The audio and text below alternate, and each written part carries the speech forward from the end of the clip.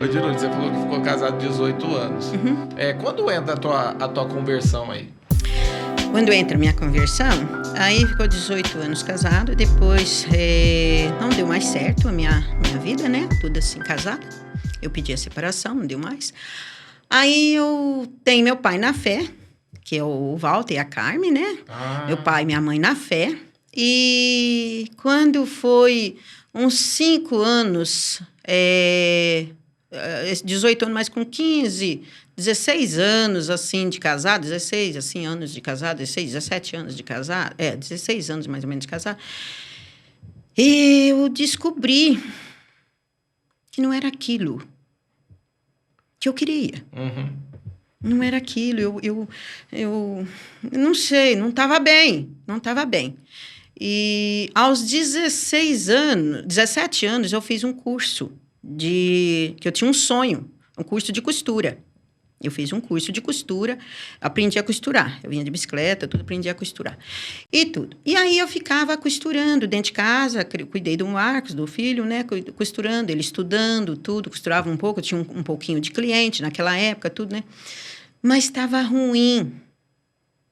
Estava ruim. Eu fui sentindo muita tristeza. Eu não tinha amiga. Tinha muitas, assim, amigas, mas não tinha amiga para conversar. Uhum.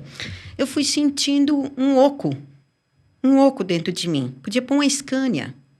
Podia botar milhões de dinheiro. Podia pôr caminhão. Podia as pessoas me abraçarem, um vazio. Não supria esse vazio. E o coração disparava. Eu tinha vontade de chorar. E eu não queria dormir.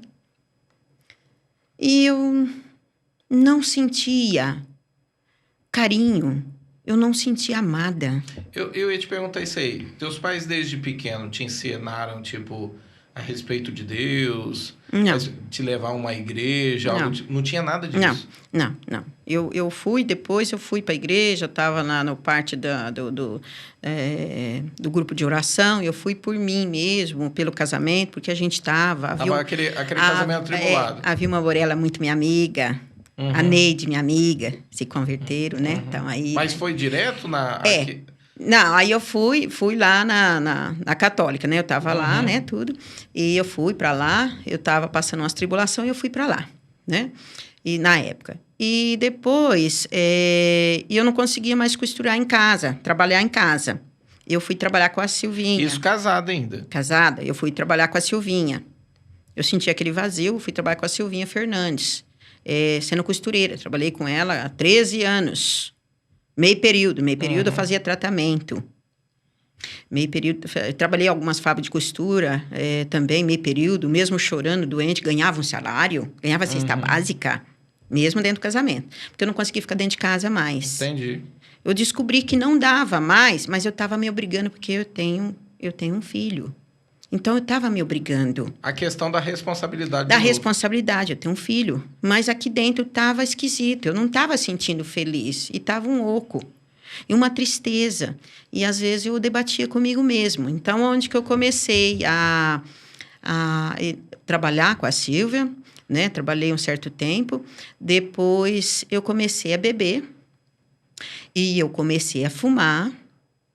E eu não queria voltar para casa. Entendi. Aí do trabalho, eu saía do trabalho, onde que eu saía do trabalho, e eu passava e tomava uma cerveja e comprava um maço de cigarro e depois eu fumava 2 maços por dia e tomava bebida e é onde que eu fiquei depressiva. Você chegou a ter depressão, então? Muita.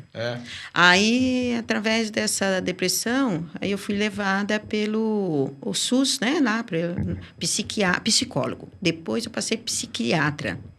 Aí eu tomava 1, 2, 3, eu estava com 8 antidepressivos. Nossa. Aí eu não queria mais tomar banho, desgostei de mim. Peguei uma raiva de mim. Aí eu contraí... Você chegou, assim, a entrar naquele estágio de, tipo, ficar sozinha, não querer conversar com ninguém? Não queria. Eu ficava na cama sem tomar banho, fiquei 6 dias. Queria ficar dormindo? Eu ficava 6 dias sem tomar banho. Com a mesma roupa íntima, com a mesma roupa. Nossa! Eu não sentia cheiro. As pessoas sentiam, mas eu não sentia. Aí eu queria... eu sentia bem de ficar mendigo. Aí eu ficava aqui na praça, tinha feira aqui pertinho da igreja. Aí eu ficava na feira. Quando era a feira aqui do abacaxi, essas coisas. Tinha a feira aqui pertinho, do Tiradentes. Aí eu ficava na feira, deitava um pouco, depois que eu saía do serviço, tomava uma cervejinha e fumava um maço de cigarro, deitava ali com os meninos. E deitava. E ficava ali um pouco, aquela vontade de ficar no meio deles, sem ter responsabilidade, porque eu chegava em casa, tinha... Os meninos, você fala, é morador de rua, essas morador coisas? de rua. Os moradores de rua. O Marquinhos Impressão, os meninos ali, tudo, né? E depois até trouxemos alguns aí aqui para a igreja também. Mas aí eu tinha muita amizade com os meninos, com os mendigos. E eu estava sentindo de ficar mendigo também. Olha só porque que coisa, hein? eu não queria mais a responsabilidade de trabalhar, ganhar dinheiro, ajudar a pagar conta e tomar banho, porque eu estava cansado daquilo. Tipo, ó, desde pequena fazendo isso, vivendo dentro desse ciclo. E dentro de mim, eu não estava sentindo valorizada. Entendi. Eu não estava achando o valor da vida. Eu perdi o valor da vida. E eu não achava, eu não conseguia dormir, eu fechava o olho e vinha muita humilhação, muito bombardeio na minha cabeça. Eu vou te fazer uma pergunta, porque às vezes quando se fala de depressão, tem gente que acha que tipo, mas isso aí, depressão é falta, tipo, eu já escutei muita coisa. Eu também escutei. Falta do que fazer, não tem o que fazer. Eu escutei. E as pessoas não entendem a profundidade dessa doença. A doença da alma, né? O que ela causa, como ela destrói a pessoa por dentro. Por isso que é interessante você falar a respeito da depressão, porque de repente tá alguém dentro de casa está nos assistindo agora e de repente a pessoa não percebe. Pode ser, por exemplo, no fato de ter um parceiro ser casado, o marido ou a própria mulher não perceber isso no marido, não perceber isso no filho, né? Qual que é os traços de uma pessoa deprimida? Você falou a respeito, você queria ficar sozinha, você não queria fazer nada, não tomava banho, né? O que mais? Eu não sentia amada, assim, eu peguei, assim, a própria raiva que eu peguei mesmo, parece que era de mim. Eu não queria cuidar mais do meu corpo, porque, na verdade, eu era uma pessoa vaidosa, eu gostava de arrumar unha, arrumar cabelo, sabe? Eu mesmo não ia nos lugares, eu aprendi a fazer unha cedo, arrumava unha, cabelo, eu mesmo fazia os cachinhos, dormia à noite, assim, encostada com aqueles cachos no cabelo, com aqueles bobs que punha, né? E eu, assim, de repente, eu fui sentindo, sabe, que a vida foi ficando a mesmice. Aí eu comecei a não dormir. Não dormia, eu punha gelo no meu olho, porque eu achava que era o olho que não queria dormir. Aí eu levantava na madrugada e punha gelo nos 2 olhos para poder ver se eles queriam dormir. Eles não queriam dormir, não fechava. Fechava, eles abriam. E vinha pensamentos, como eu tive 2 tentativas de suicídio, né? E eu ia te perguntar isso, então você tentou suicídio? Tentei. Eu tinha uma moto. Aí depois vendi essa moto, eu comprei uma mobilete. E eu voava com ela. Aí eu voava. Eu punha poucas roupas, eu punha um shortinho curto, porque eu ficava dormindo, eu estava dormindo, pedia o valor, amarrava uma blusinha aqui, e para mim tanto fazia isso. Eu saía com poucas roupas, com muita... esse shortinho eu dormia com ele, eu ficava 6 dias com ele, a mesma roupinha, e uma blusinha amarradinha.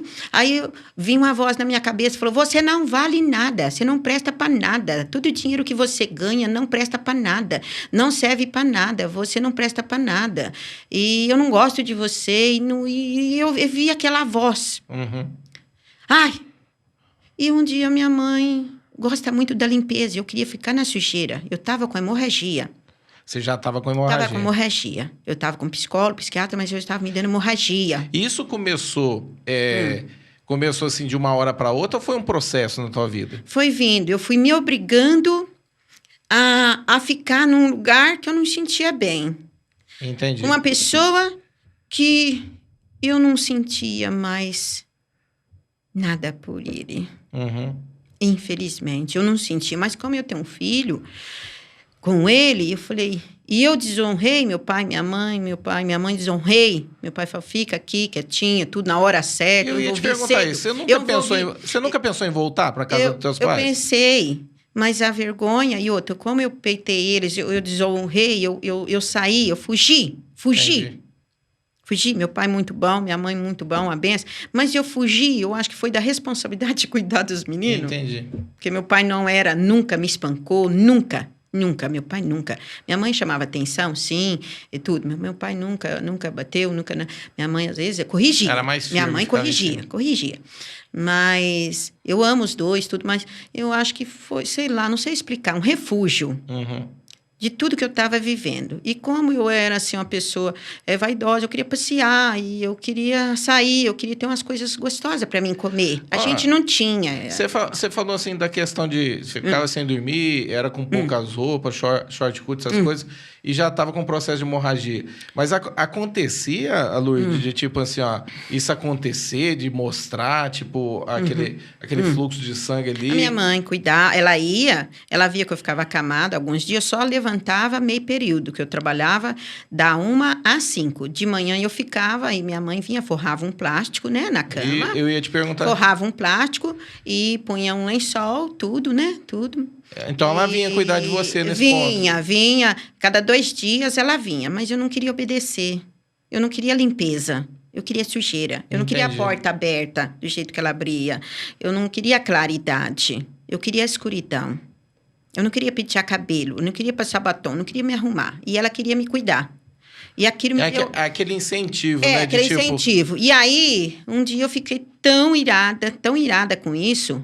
Eu acredito que é o inimigo, não era eu. Eu não sobressaía disso. Aí eu catei a mobilete, montei na mobilete e fui, me joguei com a perua, uma pessoa, fui na pista e o diabo falava assim, você tem que se matar, você tem que se matar. E eu vi aquela voz, você tem que se matar. Você vai ser uma limpeza para o seu pai, para sua mãe, ninguém dá bola para você, ninguém vai preocupar com você, você não serve mais para nada. Aí eu catei a mobilete, a minha mãe, a hora que ela abriu a janela, eu lembro direitinho, ela abriu a janela para entrar claridade, eu montei na mobilete, ninguém me segurou, abri o portão e saí na velocidade e tentei me matar. Aí você chegou a se jogar na frente da perua? Joguei, caí pro chão. A hora que eu acordei, esse braço tinha ficado uma sequela, Jesus curou, mas eu acordei.